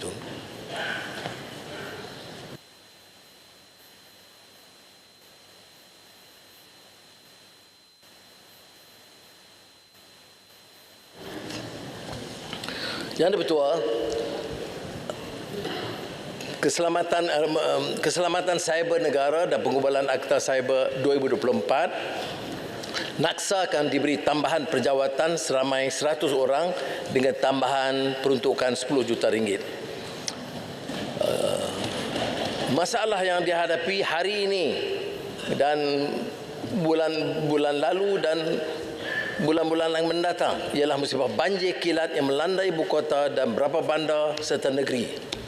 Maka sebagai langkah segera, selain daripada projek tebatan banjir yang sedang diselenggarakan, sebagainya siap seperti di Kelantan dan di Alor, tetapi ada tindakan segera yang harus dilakukan. Maka hari ini saya arahkan penyaluran segera 150 juta ringgit kepada PBT JPS untuk membersihkan longkang-longkang pengorekan sungai di kota-kota dan kawasan-kawasan desa yang terkesan. 600 juta ringgit kepada NADMA sebagai persiapan mendepani musibah banjir. Ini termasuk lebih 300 juta ringgit yang telah disediakan untuk persiapan sekiranya berlaku bencana pada bila masa. 20 juta ringgit disediakan segera kepada Yayasan Glik dan GLC untuk memperhebat respons dan penyaluran bantuan pada mangsa di kawasan terjejas banjir. Kerajaan telah menyiapkan 8 projek tebatan banjir, 540 juta ringgit. 12 projek RTB dengan kos 3 bilion ringgit telah dikeluarkan SST dan berjalan mengikut jadual. Antaranya di Sungai Damansara Selangor, Sungai Likas Kota Kinabalu, Sungai Triang Bera, Sungai Tepuh Kuala Nerus Terengganu, pembangunan lembangan sungai bersepadu Sungai Kelantan, Fasa 2 Kota Baru, dan sedang dipantau dan minta disegerakan. Mutakhir ini insiden tanah jerlus dan tanah runtuh menjadi. Ini termasuk kejadian menyayat hati menimpa seorang wanita warga negara India di Masjid India. Bagi mengawal kejadian ini, beberapa projek dilaksanakan meliputi lebih 250 juta ringgit untuk mempaiki cerun seluruh negara, 20 juta ringgit untuk mengekang isu tanah jerlus di Krian Laut, Perak, Kedah dan Perlis, 10 juta ringgit untuk melaksanakan kajian geoteknikal struktur lapisan tanah di sekitar segi 3 Emas Kuala Lumpur. Yang Pertua, negara harus dipacu lebih pantas. Ini cabaran kita. Dasar dan prakasa baru yang telah diumumkan perlu ditelusuri dan dilaksanakan dengan berkesan. Dasar menaikkan siling bermakna kesungguhan ikhtiar mengangkat ekonomi negara ke tahap lebih tinggi. Menurut kerangka ekonomi madani, penyegeraan ekonomi negara yang mampan berpaksikan teknologi dan daya cipta akan hanya bermakna seandainya ia melimpah dan bermanfaat kepada rakyat dengan kenaikan lantai. Ini bermaksud pendapatan rakyat ditingkatkan di kalangan golongan profesional, pekerja, pekebun, petani, nelayan. Suatu anjakan baru perlu dilakukan bagi meraih pelaburan lebih bermakna. Pendekatan lama, galakan insentif kepada pelabur tanpa mengambil kira limpahan ekonomi yang diraih tidak boleh diteruskan. Umpamanya, pelaburan data center, pusat data tidak sepatutnya menjadi rebutan sekiranya ia tidak memberi nilai tambah kepada rakyat dari segi peluang pekerjaan, pendapatan tinggi dan perkongsian kepakaran. Sekarang, anjakan segar dan penekanan harus dilakukan supaya galakan yang diberikan memberi limpahan ekonomi kepada rakyat, tidak hanya menguntungkan syarikat pelabur. Kerajaan bersetuju memperkenalkan kerangka insentif pelaburan baru, iaitu aktiviti bernilai tinggi ketimbang insentif sedia ada. Kerangka ini dijangka dilaksanakan pada suku ketiga 2025. Pertama, meningkatkan tahap kerencaman ekonomi, sektor ekonomi E&E melalui aktiviti bernilai tambah tinggi, termasuk IC dan bahan termaju, galakan cukai, peningkatan ekspor. Kedua, bagi menyediakan pekerjaan pendapatan tinggi kepada rakyat dalam bidang AI dan teknologi terkini. Potongan cukai khas diberikan kepada universiti swasta dan institut latihan kemahiran swasta yang membangunkan kursus baru seperti teknologi digital, AI, robotik, IoT, sains, fintech dan teknologi mampan. Ketiga, bagi mengukuhkan rantaian bekalan tempatan dan ekosistem sektor utama, ikhtiar ketahanan rantaian bekalan diperkenalkan dengan insentif perbelanjaan perusahaan multinasional sehingga RM2 juta setahun, diberi potongan cukai 2 kali untuk tempoh 3 tahun berturut-turut. Keempat, perkumpulan ekonomi diwujudkan mengikut keistimewaan negeri seperti tenaga boleh baru di Perlis dan Sabah, industri kimia khusus di Pahang dan Terengganu. Kelima, bagi mengurangkan jurang ekonomi antara wilayah, insentif cukai pendapatan pada kadar istimewa ditawarkan bagi pelaburan dalam 21 sektor ekonomi di negeri seperti Perlis, Kedah, Kelantan, Terengganu, Sabah dan Sarawak tertakluk kepada keberhasilan limpahan ekonomi. Keenam, bagi memastikan pelaburan berlandaskan ESG, galakkan cukai seperti allowance cukai pelaburan atau pengecualian cukai pendapatan diberikan bagi aktiviti CCUS. Kerangka insentif pelaburan baru ini akan terus disokong melalui fasilitasi pelaburan yang inklusif untuk merancang pertumbuhan ekonomi. Langkah ini termasuk memperkenalkan dana pelaburan strategik bernilai RM1 bilion sebagai usaha meningkatkan kapasiti bakat tempatan yang dilaksanakan di negara ini. GLIC melalui ikhtiar Gear Up akan meningkatkan pelaburan langsung dalam negara berjumlah RM120 bilion. 5 tahun dengan RM25 bilion dilaburkan tahun depan. Umpamanya, KUAP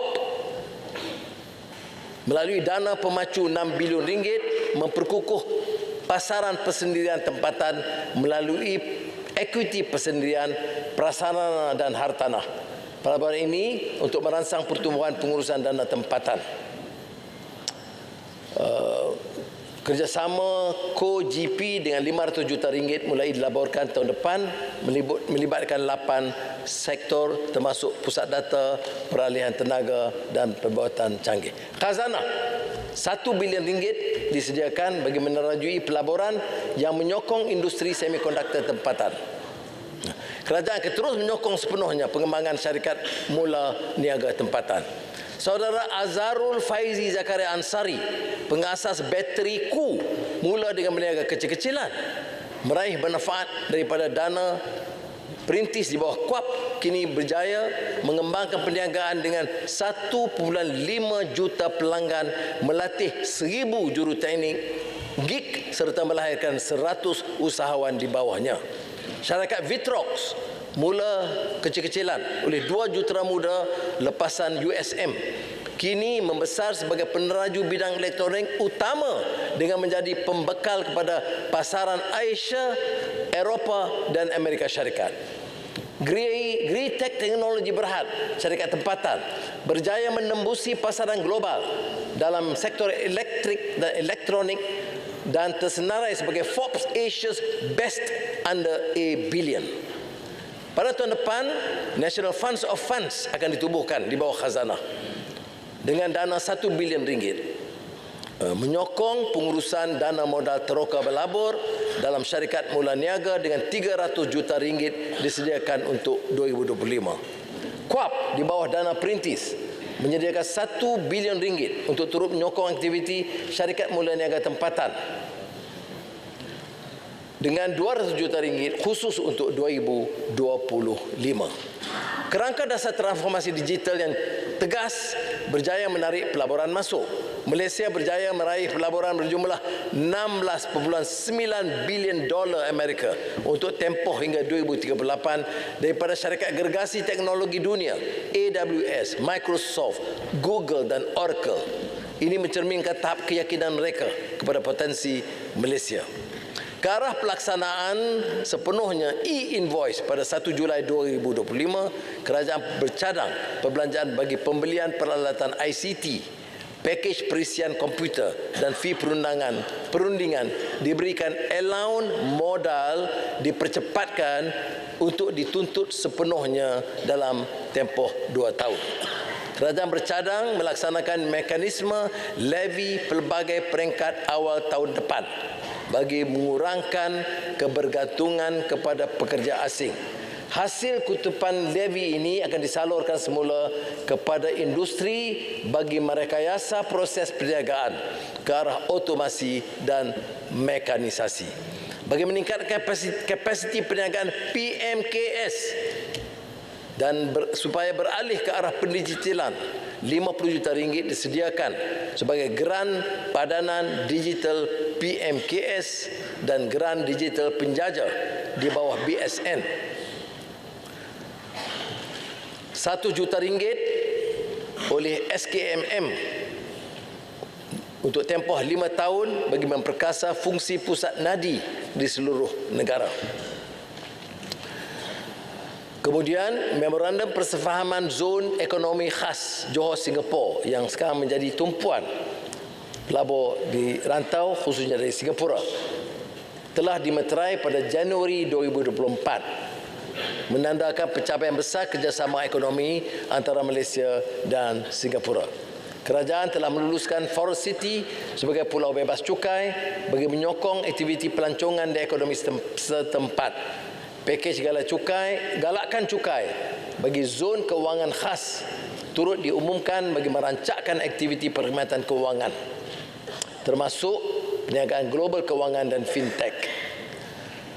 Skim pejabat keluarga tunggal telah diluncurkan untuk zon kewangan khas Forest City. Bagi menjayakan pengoperasian, pejabat Suruhanjaya Security akan berperanan sebagai pihak berkuasa melulus untuk pemberian pas residen serta pas pengajian dan profesional pelaburan pejabat keluarga berkaitan. Jumlah perdagangan bagi tempoh Januari-September 2024, perdagangan Malaysia mencatat lonjakan yang membanggakan kepada 10.2% September 2024 kepada 2.14 triliun ringgit. Kita meraih lebihan dagangan bagi 53 bulan berturut-turut sejak Mei 2020. Pemberdayaan PMKS akan terus diperhebat bagi menyokong usahawan tempatan menembusi pasaran ekspor. Khazanah melancarkan program syarikat mid-tier dengan dana 1 bilion ringgit, menyokong pembinaan keupayaan syarikat tempatan, mendorong para pengekspor tempatan memperluas operasi. Iaitu 750 juta ringgit disediakan di bawah skim insentif kemampanan pengekspor oleh Exim Bank. 40 juta ringgit disediakan di bawah matrik bagi geran pembayaran balik membantu pengekspor Malaysia mempromosi produk dan perkhidmatan buatan Malaysia yang boleh meneroka ke Afrika, Amerika Latin dan Timur Tengah. Dalam memacu sektor logistik, kerajaan bercadang supaya syarikat logistik menjalankan aktiviti kompleks logistik pintar diberi allowance cukai pelaburan sebanyak 60% bagi tempoh 5 tahun. Ini bagi meningkatkan kapasiti industri logistik dengan mengadaptasi teknologi AR 4.0. Persiapan rapi dilakukan menjelang tahun melawat Malaysia 2026.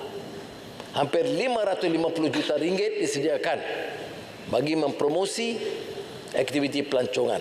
Ini termasuk 110 juta ringgit bagi melengkapkan kawasan pelancongan, menjalin kerjasama, menyokong pencalonan UNESCO seperti menambah baik kemudahan di Taman Negara Endau Rompin Johor, Pulau Redang, Terengganu, Pantai Tusan Berkenung, Sarawak. Menjalin kerjasama eko-pelancongan dengan UNDP dan Habitat Foundation.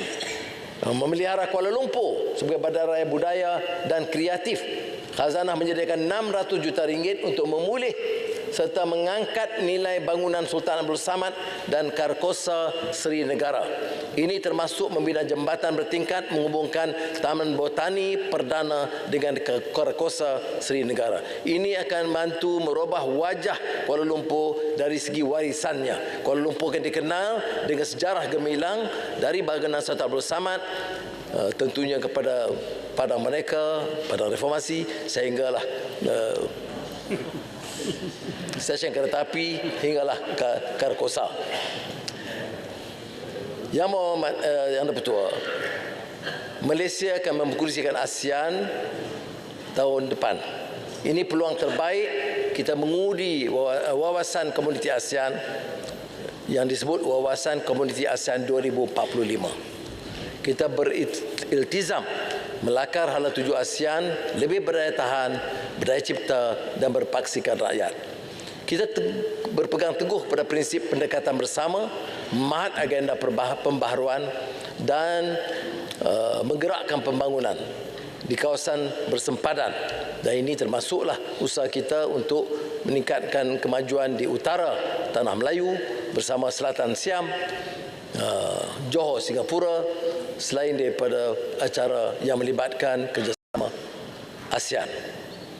ASEAN sekarang teruji sebagai medan persaingan, mengelakkan persaingan di kawasan-kawasan besar, dan kita dapat menetapkan suatu kaedah yang jelas dalam 5-point consensus dalam isu Myanmar dan juga bebas menyelesaikan dengan cara berhemah dan rundingan dalam menghadapi masalah South China Sea. Yang menarik seperti mana yang saya sebut di Parlimen minggu lalu, awal minggu ini, ialah penambahan keyakinan kepada Malaysia yang julung kalinya berlaku di ASEAN, iaitu mengadakan sidang kemuncak ASEAN, negeri Arab GCC dan negara China buat julung kalinya. Jadi bagi menyokong penggiat usaha-usaha ini, ada beberapa pendekatan kita. Puluhan mesyuarat peringkat tertinggi, ratusan mesyuarat peringkat pegawai kanan, menteri dan juga pegawai-pegawai. Semua hadiah yang diberikan mestilah daripada kraf tangan tempatan dan tidak ada daripada yang lain. Dan mungkin di antaranya adalah topi yang dipakai oleh Yang Pertua.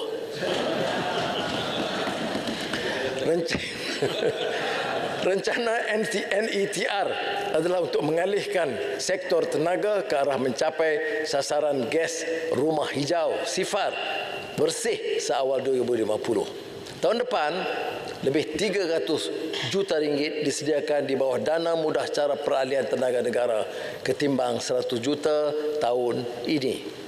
Beberapa projek NETR termasuk pasal pelaksanaan seperti ladang solar terapung hidro hybrid Kenyir dan hub hidrogen hijau di Terengganu.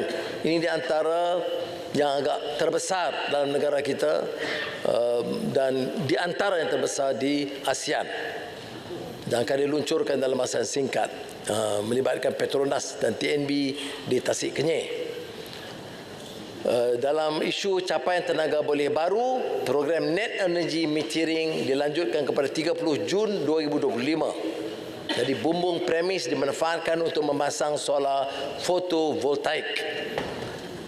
Kemudian skim pembiayaan teknologi hijau diteruskan dengan pembiayaan 1 bilion ringgit sehingga 2026. UEM, Lestra dan TNB akan melabur 16 bilion ringgit untuk meningkatkan keupayaan rangkaian transmisi dan pengedaran serta menyah karbon kawasan perindustrian. Akta Kecekapan dan Konservasi Tenaga ikhtiar meningkatkan kecekapan diperhebat melalui e-rebat sehingga 70 juta ringgit disediakan, termasuk industri membeli kelengkapan elektrik cekap tenaga. Kontrak prestasi tenaga akan diperkenalkan dan ini akan menjimatkan bil elektrik sehingga 10%. Putrajaya bergerak ke arah bandar rendah karbon, ruang bumbung di laluan pejalan kaki sepanjang hampir 5 km dan tempat parkir kereta akan dipasang solar untuk menjimatkan tenaga elektrik. EV, kerangka insentif cukai sedia ada telah distruktur semula selari dengan hasrat menggalakkan peralihan EV pemasangan tempatan CKD. Syarikat Pro2 sedang merancang untuk mengeluarkan EV berharga di bawah RM100,000 bagi memenuhi permintaan rakyat. Galakan penggunaan motosikal elektrik CKD hingga RM2,400 akan diteruskan dengan peruntukan 10 juta ringgit. Kerajaan akan memperkenalkan cukai karbon ke atas industri besi dan keluli. Cukai ini bertujuan menggalakkan penggunaan teknologi rendah karbon. Dan ini juga akan membantu membiaya program penyelidikan dan teknologi hijau. Kata dan madah pujangga Samad Said. Dan dengan sederap rentak dan sesyahdu suara, kita tetap bertekad melindungi rimba terdera. Kau yang pendera, usah berhelah atau berpura, kerana sedalam kuburmu, rimba akan membela. Langkah lestari oleh sastrawan negara Samad Said. Belanjawan 2025 kekal komited melindungi khazanah alam, termasuk melalui dana Ecological Fiscal Transfer 250 juta ringgit ketimbang 200 juta ringgit sebelumnya, dan ini termasuk pelindungan hutan dan hidupan liar, termasuk harimau Melaya yang agak berkurangan dan membimbangkan. Peranan orang asli dan veteran beruniform dalam membenting kawasan hutan sifat kekal amat dihargai. Kerajaan meningkatkan lantikan ranger community kepada 2,500 orang dengan peruntukan 80 juta ringgit. Antara kelemahan ketara sekarang kerana kita terlalu bergantung kepada import makanan, walhal tanah subur dan kemampuan meningkatkan keterjaminan makanan negara. Kita ucap tahniah kerana kesungguhan kementerian dalam bidang ini. Maka ditambah 300 juta ringgit bagi menjalin kerjasama projek pertanian dengan kerajaan negeri, menokok ketimbang 150 juta tahun ini. Ini termasuklah pengeluaran bawang, Menteri Pertanian, bawang di Perak, ternakan tilapia merah di Pahang, dan peningkatan hasil padi di Negeri Sembilan. Kerajaan bersama badan swasta akan memanfaatkan hampir 8,800 ekar tanah terbiar milik Lembaga Kemajuan Wilayah dan agensi rangkaian mereka untuk melaksanakan projek pertanian perusahaan ayam organik dan lembu. Terkait industri padi negara, projek penanaman padi 5 musim 2 tahun di kawasan Madah Fasa 1 selesai pengambilan masalah tanah dengan kerjasama kerajaan negeri, dan sekarang 1 bilion ringgit disediakan untuk memulakan projek yang melibatkan hampir 11,000 hektar. Harapannya ialah peningkatan sebanyak 15%, melonjakkan pendapatan hingga RM6,000. 6,100 pesawah padi, maknanya kenaikan pendapatan 43% dengan pendapatan RM6,000. Pengurusan padi di Sekincan Sebak Berdam terbukti menghasilkan padi lebih banyak sehingga 12 tan sehektar. Kerajaan memulakan projek rintis bagi memperoleh baja termasuk baja organik mengikut kawasan penanaman padi secara tender terbuka. Kerajaan bersetuju menaikkan kadar siling bantuan bina baru atau penempatan semula rumah nelayan kepada RM84,000 untuk Semenanjung dan RM90,000 untuk Sabah dan Sarawak. Belanjawan 2025 meningkatkan peruntukan Felda, Felkra dan Risda kepada RM2.6 bilion. Bagi memperkukuhkan sektor sawit negara, kerajaan bercadang menaikkan nilai ambang kenaan levy keuntungan luar biasa ke atas buah kelapa sawit bagi Semenanjung kepada RM3,150, manakala bagi Sabah dan Sarawak kepada RM3,650. Struktur julat harga pasaran dan kadar duty ekspor minyak sawit mentah disemak semula mulai 1 November 2024. Layanan semasa bagi ekspor minyak sawit mentah dari Sabah dan Sarawak juga akan dikekalkan. Inisiatif galakan kepada pekebun kecil menanam semula sawit akan diteruskan mengganti sawit tua dengan peruntukan RM100 juta. Getah yang terpaksa kita ekspor kerana pengeluaran latex telah berkurangan, maka Risda akan ditugaskan untuk memberikan geran padanan RM60 juta kepada pekebun yang mampu menghasil getah latex bagi memenuhi keperluan industri. Ladang getah milik persendirian yang terbiar juga akan diusahakan dengan peruntukan 20 juta ringgit. Petunjuk Ekonomi Islam Global 2023 mengekalkan Malaysia pada kedudukan teratas tahun ke-10 berturut-turut. Sektor kewangan Islam perlu dipacu lagi supaya lebih berdaya cipta. Semula sejumlah 100 juta ringgit dana padanan disediakan bagi menggalakkan inovasi pembiayaan kewangan Islam berasaskan nilai Islam dan syariah supaya tidak lagi bergantung kepada produk terbatas patuh syariah tetapi mirip konvensional. Maka antara pembiayaan yang diperintiskan termasuklah berasaskan prinsip musyarakah yang melibatkan perkongsian risiko dan keuntungan yang adil. Ini projek keuangan iklim termasuk projek keterjaminan makanan dan dilaksanakan dengan padanan dana institusi perbankan Islam dan pelabur swasta. Program Air Tekad yang ditawarkan 13 bank dan 70 rakan pelaksana telah membantu 8,000 usahawan mikro berpendapatan rendah. 20 juta ringgit geran padanan disediakan dengan 5 juta ringgit khusus menyumbang kepada caruman insurans atau takaful bagi usahawan mikro.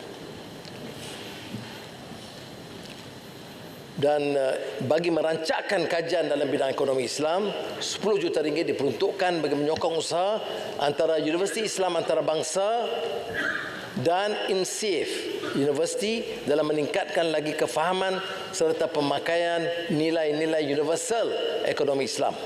Perkembangan pendidikan dan pembangunan program akademik akan terus mencambah aplikasi ekonomi Islam dalam pembentukan dasar semasa selaras dengan prinsip maqasid syariah yang adil, inklusif, lestari dan kemakmuran bersama. Hampir keseluruhan negara dunia mengiktiraf pensijiran halal Malaysia.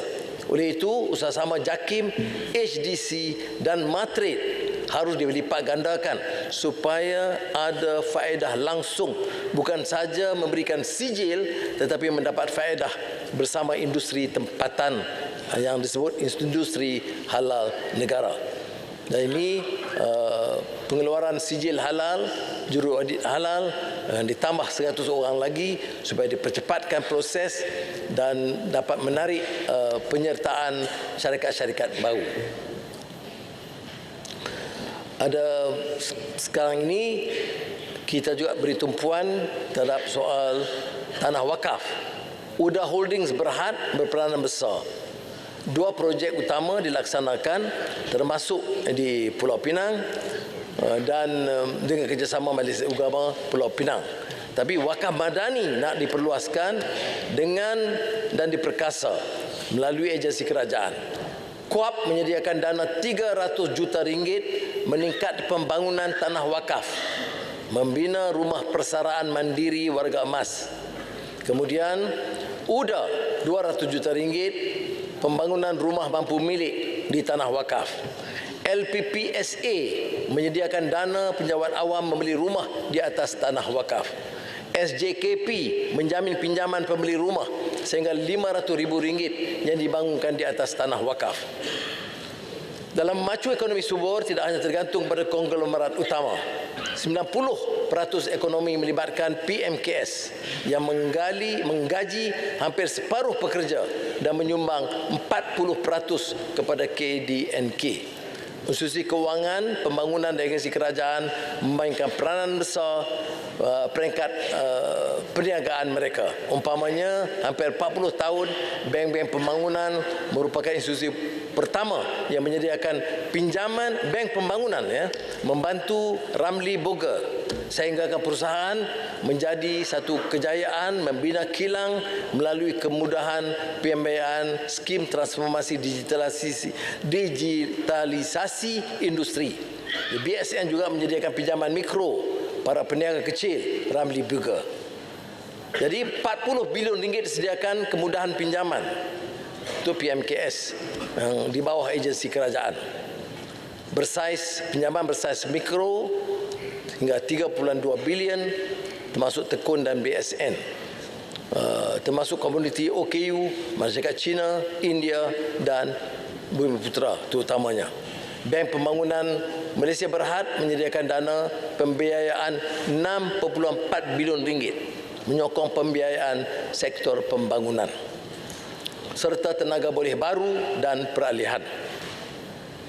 SJPP menjamin pembiayaan PKS sehingga 20 bilion ringgit termasuk PKS Bumiputera bagi memelihara modal insan, sosial dan kebajikan masyarakat India 130 juta ringgit untuk program tambahan masyarakat India selain penyertaan mereka dalam tekun, amanah ikhtiar dan program-program yang sedia ada. Peniaga kecil penjaja tidak diabaikan, maka sebab itu diadakan langkah di antara kementerian, Dewan Bandaraya, Majlis Perbandaran, KPKT untuk meningkatkan lagi gerai-gerai prasarana awam di semua PBT seluruh negara. Ruang niaga kepada penjaja, terutama penjaja kecil dan menaik taraf di BKL, Mara, Sarawak, Sabah dan seluruh negara. Pelan transformasi ekonomi Bumiputera yang diputuskan membawa pengarahan dan kebijakan baru. Kita tidak boleh terkurung dengan pendekatan lama. Oleh itu, tata kelola harus diperbaiki. Kerana tidak boleh nama agensi Bumiputera digunakan dan tidak diurus dengan cekap dan baik. Kerana ini tidak akan menjadi agenda untuk mengangkat martabat dan darjat Bumiputera.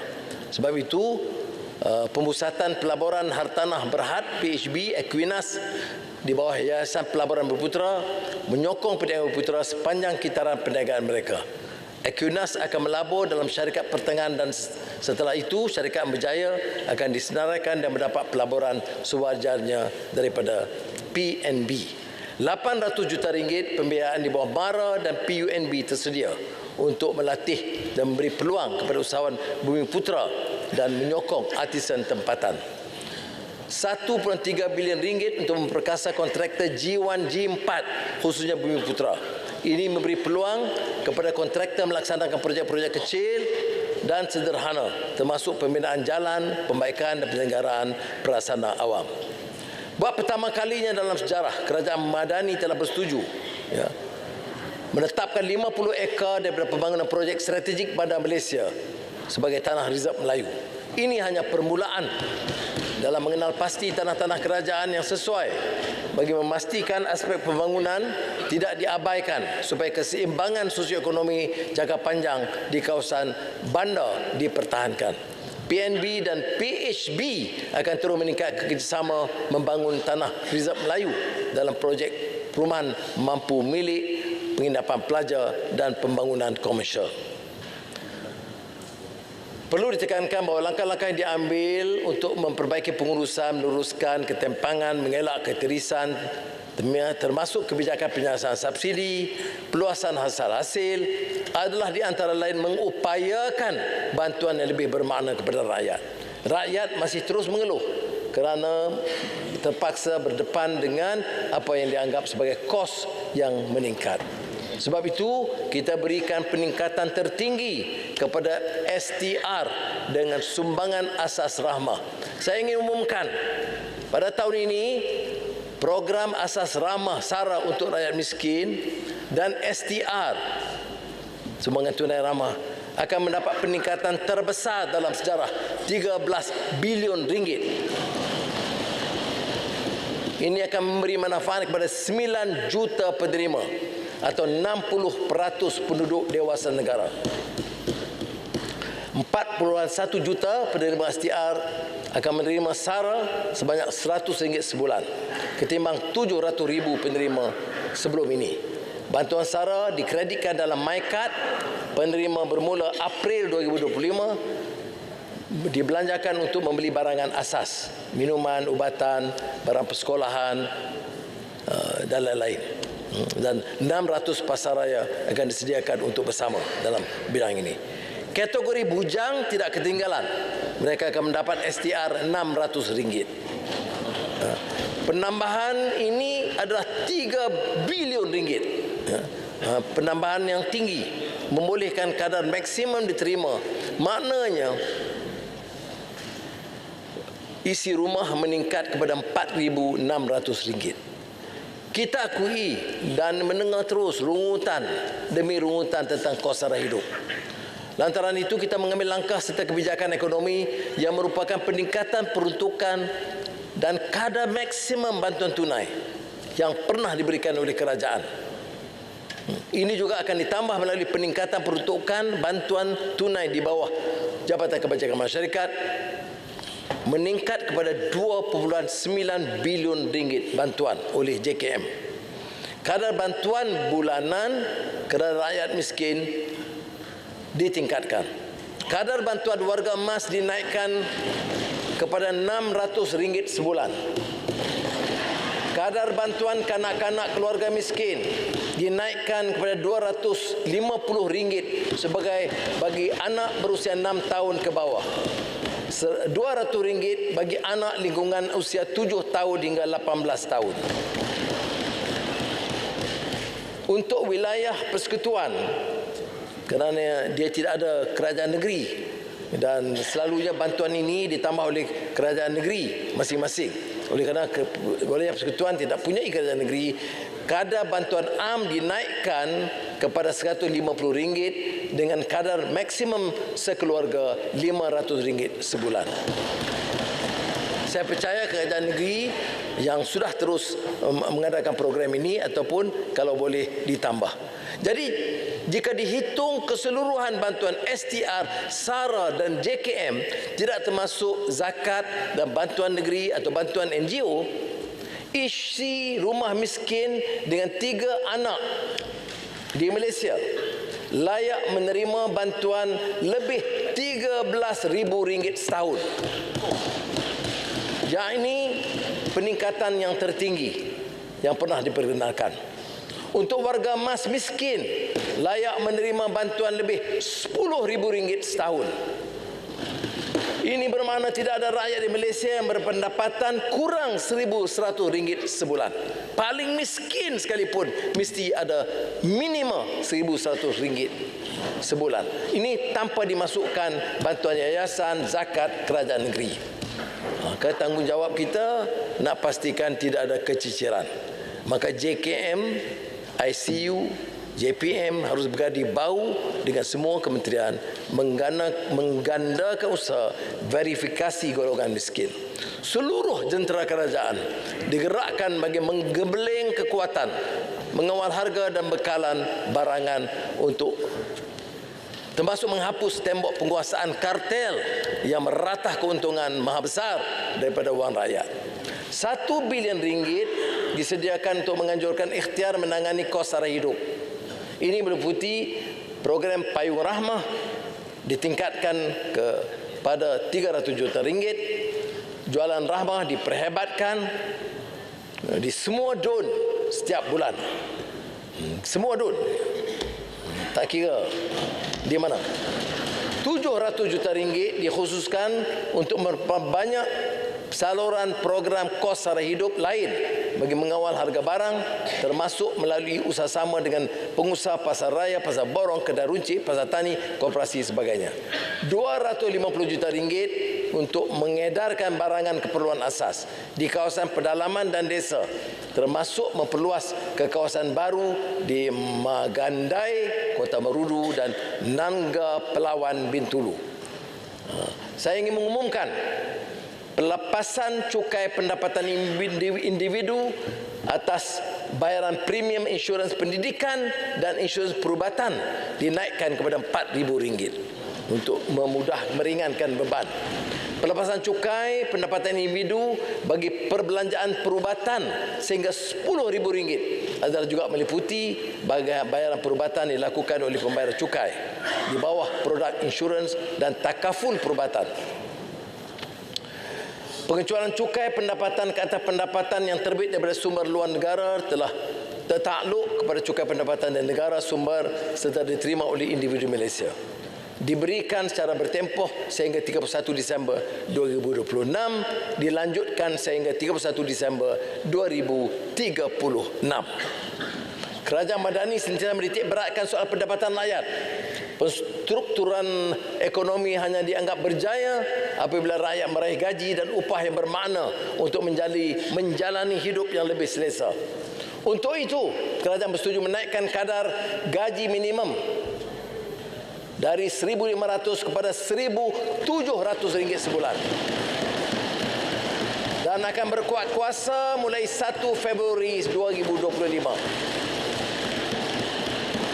Penangguhan hanya diberikan membabitkan majikan yang mempunyai kurang daripada 5 pekerja bagi tempoh 6 bulan, iaitu berkuat kuasa 1 Ogos 2025. Kesuma juga akan menerbitkan garis panduan untuk rujukan pekerja. Jadi ini harus dibedakan. Gaji untuk juru teknik terlatih, lulusan TVET, mahasiswa, graduan universiti tidak boleh digunakan kadar 1,700. Mereka wajar diberi pertimbangan dan kita akan pantau syarikat-syarikat yang berjaya dan beruntungan besar yang tidak mensabar kalau mengekalkan gaji siswazah pada tahap yang rendah seperti mana sekarang. Dasar gaji progresif ini ikhtiar kerajaan untuk mereformasi pasaran buruh matlamat meningkatkan pendapatan pekerja. Dasar ini mula dilaksanakan secara rintis pada Jun lalu dan akan dikuatkuasakan sepenuhnya pada tahun depan. Dasar gaji progresif diperuntukkan RM200 juta dan akan memanfaatkan 50,000 pekerja. IPR, Inisiatif Pendapatan Rakyat, ini ikhtiar menoktahkan kemiskinan tegak melalui peningkatan pendapatan rakyat. Melalui IPR Insan, umpamanya saudari Nur Maladiana yang merupakan OKU fizikal membantu suaminya berjaya meraih pendapatan keluarga hampir 2 kali ganda, dan tahun depan RM250 juta disediakan untuk meningkatkan penyertaan lebih ramai rakyat miskin Tegar termasuk OKU mengikuti program IPR bagi menambah pendapatan mereka. Perlindungan sosial memastikan rakyat terbanyak dilengkapkan dengan simpanan persaraan yang munsabah serta caruman insurans. Bagi menggalak lebih ramai pekerja tidak formal dan mereka tidak punya pendapatan tetap menabung untuk persaraan, insentif padanan saraan KWSP ditingkatkan kepada 20% ketimbang 15%. Sekarang tertakluk pada had maksimum insentif padanan tahunan RM500 atau RM5,000 seumur hidup. Program Aisuri diteruskan. Ini ikhtiar Badatul Razak dulu. Secara insentif padanan melalui caruman kerajaan dan caruman secara aktif daripada pencarum. Skim Keselamatan Sosial Pekerjaan sendiri akan menanggung sehingga 70% caruman pekerja dengan peruntukan RM100 juta. Yang Ketua, program insurans sosial, skim perlindungan tenang diteruskan dengan kerjasama Bank Negara, industri insurans. Manfaat sehingga 2 juta penerima STR telah mendapat manfaat. Menerima voucher RM30 untuk membiayai sebahagian daripada kos membeli produk perlindungan tenang yang menawarkan perlindungan akibat kematian, kemalangan diri dan risiko am, kebakaran dan banjir. KWSP sedang mengkaji semua skim bagi memperkukuh pendekatan pemindahan antara generasi, iaitu sebahagian simpanan KWSP dipindahkan terus ke akaun KWSP. Kerajaan bercadang melanjutkan pelepasan cukai pendapatan individu ke atas caruman dalam skim persaraan swasta dan bayaran premium annuity tertangguh sehingga tahun taksiran 2030. Semua pekerja tanpa mengira kewarganegaraan sesuai dengan piawaian antarabangsa harus awas. Kerajaan bercadang mewajibkan semua pekerja bukan warga negara untuk mencarum KWSP. Ini dilaksanakan cara berfasa. Wajar merenung seketika bait-bait nukilan penyair W.S. Rendra, sajak anak muda. Jika ditelaah akan terjentik damir untuk menambah perubahan dan mencerna reform agar pendidikan lebih bermutu dan mampu memberi pencerahan di samping serta menambah pemikiran kritis. Bukan pertukaran pikiran. Ilmu sekolah adalah ilmu hafalan dan bukan ilmu latihan menguraikan dasar keadilan di dalam pergaulan. Lalu akhirnya menikmati masa bodoh dan santai. Di dalam kegagapan kita hanya bisa membeli dan memakai tanpa bisa mencipta. Petikkan W.S. Rendra. Maknanya pendidikan, ilmu untuk berfikir, untuk merenung, membentuk nilai dan akhlak dan menguasai ilmu dengan baik. Dan ini tepat seperti mana dirumuskan oleh junjungan besar Nabi Muhammad sallallahu alaihi wasallam, "Addabani Rabbi fa ahsana ta'dibi." Tuhanku telah menitipkan aku dengan sebaik-baik adab. Kementerian Pendidikan diberi peruntukan 64.1 bilion ringgit. Tertinggi dalam sejarah. Jadi ruang pembelajaran selesa, selamat untuk anak-anak menimba ilmu. 2 bilion ringgit untuk naik taraf dan penyelenggaraan sekolah seluruh negara. 1 bilion ringgit menyelenggara semua jenis sekolah, terutama keadaan bilik darjah yang uzur. Ini termasuk sekolah kebangsaan, sekolah Cina, sekolah Tamil, sekolah agama, sekolah dalam kem tentera dan sekolah pendidikan khas OKU. 1 bilion prasarana naif di 543 sekolah, terutama di Sabah dan Sarawak. 44 sekolah baru dibina tahun hadapan. Boleh semak daripada kepilan untuk melihat nama-nama sekolah yang tidak tercatat, boleh buat tuntutan dari Menteri Pendidikan. Bagi memastikan pencapaian internet di sekolah desa dan pedalaman, kerajaan bersetuju melaksanakan program ketersambungan infrastruktur jalur lebar talian tetap ke sekolah-sekolah luar bandar dengan peruntukan 100 juta ringgit. Projek Point of Presence sedia ada juga diteruskan dengan peruntukan 800 juta ringgit. Alhamdulillah, berkat kesungguhan semua, kita berjaya membaik pulih tandas lebih 8,300 sekolah dalam masa singkat. Tumpuan sekarang membaik pulih kemudahan lain seperti kantin, musalla dan kemudahan-kemudahan asas dengan 100 juta ringgit. Hasil hanya ketinggian ilmu yang dapat mengeluarkan rakyat dari kepompong kedaifan hidup melarat. 17 jenis bantuan pendidikan terus disediakan dengan peruntukan 53 bilion ringgit. Bantuan makanan asrama 2 bilion ringgit. Makanan tambahan 870 ringgit. Ya.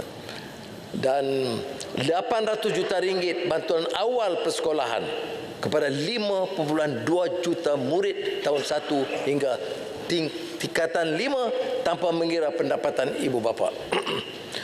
Kumpulan wang amanah pelajar miskin ditingkatkan kepada 180 juta ringgit. Akses pendidikan pelajar dari keluarga susah. Kerajaan bersetuju bayaran gaji atau upah kepada tenaga pengajar oleh institusi dan organisasi dengan objektif pendidikan yang diluluskan di bawah Akta Cukai Pendapatan dibenarkan sebagai perbelanjaan kebajikan. Grant per kapita TVET sejak 2012 tidak semak semula. Jadi PCG atau Jabatan Timbalan Menteri telah ialah sumber kewangan utama sekolah dan keadaan lama tidak lagi dapat menampung kos. Oleh itu harus ditambah dan tingkatkan sebanyak 15% menjadikan peruntukan keseluruhan 900 juta ringgit. Nah, falsafah pendidikan perlu terus diterapkan dalam prakasa pendidikan tinggi KPT. Langkah awal dimulakan, ditingkatkan dengan lebih gigih lagi. Dan Di antara strategi lanjutan termasuklah peningkatan mutu bahasa Melayu sebagai bahasa ilmu di samping penguasaan bahasa-bahasa lain terutamanya bahasa Inggeris. Dan ini yang ditekankan oleh KPT sekarang. Universiti perlu pantas memperkenalkan disiplin baru yang membuka ruang penerokaan pemikiran dan teknologi baru. Pimpinan universiti dan para ilmuwan perlu diberi ruang dan wewenang untuk menggagaskan pembaharuan ke arah kemantapan dan peningkatan mutu. KPT diperuntukkan 18 bilion ringgit tahun ini. Terkait kemudahan untuk anak-anak melanjutkan pelajaran ke Menara Gading, peruntukan 4 bilion ringgit beasiswa pinjaman dan elang pendidikan. GLIC dan JLC 50% beasiswa dikhususkan untuk pelajar dari keluarga pendapatan rendah dan menengah. Sektor korporat harus lebih bermurah hati dan giat menyediakan beasiswa pelajaran terutama kepada golongan pendapatan rendah. Jadi layak diberikan potongan cukai sama ada dikendali oleh kerajaan atau swasta. Mana-mana perbelanjaan institusi yang membantu rakyat miskin akan diberi pengecualian cukai. Ke arah melahirkan graduan dengan kebolehpasaran tinggi sesuai dengan tuntutan industri, PT-PTPN menyediakan dana pembiayaan pendidikan berjumlah 500 juta ringgit khusus untuk memberi keutamaan kepada pelajar yang mengikuti pengajian dalam bidang STEM di IPTA. Tabungan pendidikan tinggi anak-anak diberi melalui pelepasan cukai individu ke atas simpanan bersih, skim simpanan pendidikan nasional, dan dilanjutkan 3 tahun lagi. Grant padanan ihsan diperluaskan, grant padanan sehingga RM5,000 atau simpan SSPN melanjutkan pengajian di IPT bagi keluarga berpendapatan sehingga RM6,000 ketimbang RM4,000 bagi tempoh 2 tahun. Belanjawan madani ketiga kekal dengan komitmen meningkatkan mutu institusi pendidikan tinggi. RM635 juta disediakan untuk menambah baik prasarana, mengganti peralatan usang dan sebagainya. UiTM disediakan peruntukan tambahan RM20 juta supaya melahirkan lebih ramai jurutera E&E, memastikan penyertaan Bumiputra dalam bidang semikonduktor. Kemudian kita melihat petanda positif Fakulti AI, kecerdasan buatan UTM dalam masa singkat. Ini memberikan harapan petanda institusi pendidikan kita sudah menuju ke arah kecemerlangan. Tahun depan, pendidikan berkaitan AI akan diperluas ke semua universiti penyelidikan dengan peruntukan RM50 juta. Universiti Melaya menumpukan AI bidang perubatan bagi menangkis tantangan penyakit maut seperti kanser. Universiti Putra Malaysia menubuhkan pusat teknologi dan pengurusan kriptologi Malaysia dengan kerjasama NAXA bagi menyusul AI perkomputeran kuantum sebagai persiapan mendepani ancaman keselamatan cyber serba rumit. Ini satu kebanggaan kita kerana mereka telah dianggap di antara yang teratas 10 institusi pendidikan universiti terbaik di dunia dalam bidang ini. Sebab itu kita bagi perhatian khusus. Universiti Sains Malaysia menerusi AI Semiconductor, hub semiconductor dunia, terutama dengan Intel dan Infineon. UKM meneruju AI alih bahasa supaya mengangkat bahasa Melayu sebagai bahasa ilmu. Kerajaan akan menyuburkan aktiviti penyelidikan pembangunan komersial dan daya cipta. Dana R&D ditingkatkan kepada RM600 juta di bawah Kementerian Pendidikan Tinggi dan Kementerian Sains, Teknologi dan Inovasi. TVET diberi peruntukan tambahan kepada RM7.5 bilion. Kerjasama dengan industri, peluang latihan untuk belia rentan termasuk miskin bandar dan orang asli, TVET bagi manfaat masyarakat. Kerjasama Proton melalui Proton Advanced Automotive Technology Institute di Melaka yang menyumbang kurikulum. Kemudian kerjasama seumpama ini diperhebatkan dengan melalui geran padanan 50 juta ringgit bagi anak angkat ILKA. Majikan diberi kebenaran menggunakan sehingga 50% dana HRD Corp ketimbang 30% sekarang. TVET akan dipertingkatkan dan pembiayaan hingga 500 juta ringgit untuk manfaat 20,000 pelatih termasuk 100 juta ringgit khusus untuk bidang keutamaan NIMP seperti MRO, EV, aero angkasa, AI. 3 bilion ringgit akan disediakan oleh HRD Corp untuk menawarkan 3 juta peluang latihan. Khazanah menyediakan 200 juta ringgit melalui program pembangunan belia khazanah K-Youth, 11,000 bakat tempatan. Giat Mara dan College Community 55 juta ringgit mengupaya 10,000 anak-anak hufaz dan institusi tahfiz dengan pondok dengan latihan kemahiran dalam tempoh 5 tahun. Giat Mara 3,000 pekerja gig. Perkeso membina pusat rehabilitasi yang serba canggih di Terengganu dengan kos hampir 600 juta ringgit. Perkhidmatan yang menyeluruh meliputi rawatan pemulihan sehingga program kembali bekerja. Tanggungjawab pemimpin dan kerajaan seperti terungkap dalam Tirukural. Nah, ini tanggungjawab adalah untuk membangun sebuah negara yang bukan sahaja berkomited mengangkat martabat kehidupan rakyat yang miskin dan daif, bahkan untuk membasmi wabak penyakit dan musuh yang membinasakan. Ini Tirukural dalam bahasa Tamil. Saya cari hilang. Saya tadi hafal Tamil tu. Pedang izin saya baca pasal lain lah. Berjam latih nak baca.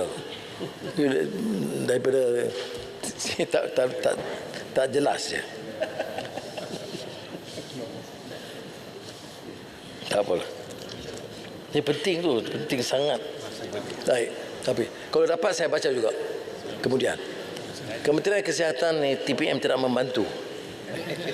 Kementerian Kesihatan menerima peruntukan kedua tertinggi 45.3 bilion ringgit. Jadi saya telah mengarahkan supaya Kementerian Kesihatan, Kementerian Pendidikan dan kementerian-kementerian terkait beri sedikit lebih tumpuan kepada prasarana asas. Kerana kemudahan-kemudahan hospital di lobi, tandas lobi hospital itu banyak yang daif. Gunakan peruntukan ini dan pastikan diperbaiki. Jangan sebut kadang tak cukup peruntukan, peruntukan bagi kementerian-kementerian ini dinaikkan. Jimatkan dalam bidang lain, pastikan kemudahan untuk masyarakat, terutama pesakit-pesakit diberi keutamaan. Ini arahan bagi kesemua jabatan dan kementerian. Ya. Baik. Tirukural.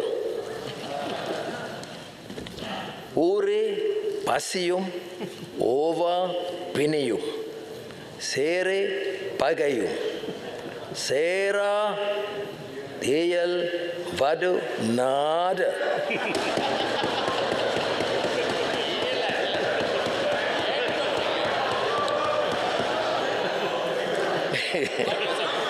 Membangun negara, mesej kuat. Membangun negara yang bebas dari kemiskinan, wabak penyakit dan musuh yang membinasakan. Nation is that which continues to be free from poverty, irremediable epidemics and destructive force. Baik, klinik-klinik daif seluruh negara ditingkatkan 100 juta ringgit, 150 juta ringgit disediakan dan 300 juta ringgit untuk 2025. Gula. Tadi dalam khutbah Jumaat wilayah persekutuan, khatib mengandung tentang obesiti dan penyakit diabetik yang terlalu tinggi. Maka kita harus perhatikan kaedah untuk mengurangkan. Maka disokong langkah atau gerakan war on sugar. Maka kerajaan bercadang menaikkan kadar duty excise bagi minimum minuman bergula secara berfasa mulai 1 Januari 2025 sebanyak 40 sen seliter. Tambahan hasil yang diraih akan dimanfaatkan untuk perbelanjaan kesihatan awam termasuk bekalan ubat, kegunaan rawatan diabetik dan dialisis centers pesakit buah pinggang di seluruh negara. Sistem dan struktur perkhidmatan kesihatan awam perlu diperkasa supaya lebih berdaya tahan, mampan dan mandiri. Maka ikhtiar rakan KKM akan diperkenalkan melibatkan kerjasama GLIC. Ini satu penyertaan swasta, rakyat dan kerajaan. Ini bermula di 5 hospital setakat ini dan akan dikembangkan. Kerajaan juga meningkatkan jalinan kerjasama 91 hospital swasta bagi menyumber luar pesakit KKM melibatkan perkhidmatan seperti kardiologi, radiologi dan lain untuk meringankan tekanan dan beban dan kesesakan di hospital kerajaan. IJN menjadi isu agak sedikit kontroversi kerana beberapa pesara kerajaan yang telah berubat diminta juga ke hospital-hospital lain.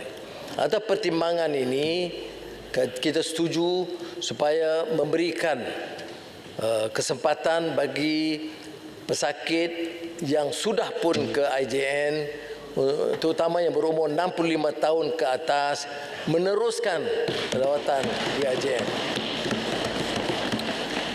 Dasar offtake dan perolehan khusus daripada syarikat yang membuat pelaburan domestik baru untuk mengeluar produk farmaceutical dan peranti perubatan kritikal ditingkatkan. Ini akan menyokong keterjaminan bekalan ubat tempatan dan mengurangkan kos. Kita akan menggadakkan pelaburan untuk mewujudkan pengeluaran vaksin halal dan kita ucap